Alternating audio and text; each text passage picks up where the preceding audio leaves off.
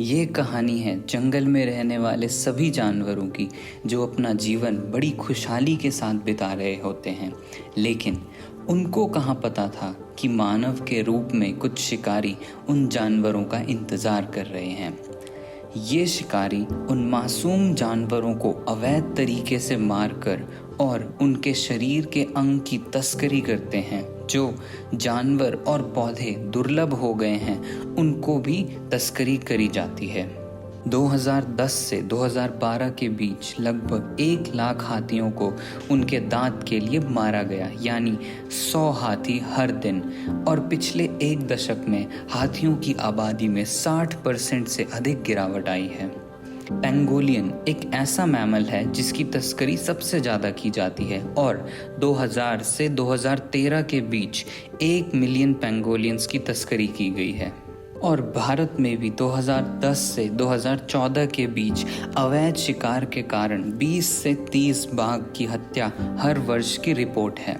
आज के समय का मानव इतना लालची हो गया है कि वो अपने लाभ के लिए किसी भी हद तक गिर जाता है।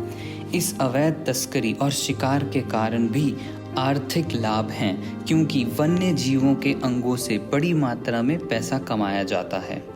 इसका एक और कारण है कि कई वन्य जीव जैसे पेंगोलियंस और तेंदुए को पारंपरिक चिकित्सा में दवाई के रूप में भी उपयोग किया जाता है।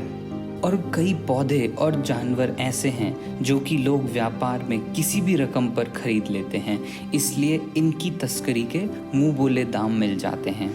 इसी तरह से ऐसे अवैध व्यापार और हत्याओं से कई स्पीशीज़ खत्म होती जा रही हैं, जैसे कि हाथी और बाघ की आबादी में भारी गिरावट आ गई है, जिससे बायोडाइवर्सिटी और फूड चेन दोनों ही प्रभावित होते हैं। और जब इम्पॉर्टेंट स्पीशीज़ जैसे शिकारी स्पीशीज़ और सीड डिस्पर्सिंग स्पीशीज़ कम हो जाती हैं तो इससे ओवरऑल इकोसिस्टम पर भी असर पड़ता है। अब पोचिंग और हंटिंग की वजह से कई बीमारियां जो ह्यूमंस के लिए जूनोटिक हैं, मतलब जानवरों से ह्यूमंस में फैलने वाली, वो होने का भी खतरा बढ़ जाता है।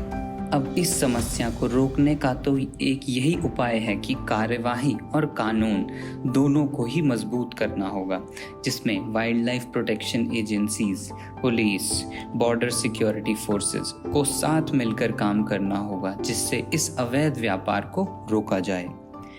साथ ही साथ लोगों को इस बारे में जागरूक किया जाए, उनको अवैध व्यापार के खतरों के बारे में बताया जाए। एजुकेशनल कैंपेन्स के माध्यम से लोगों को बताया जाना चाहिए। धन्यवाद।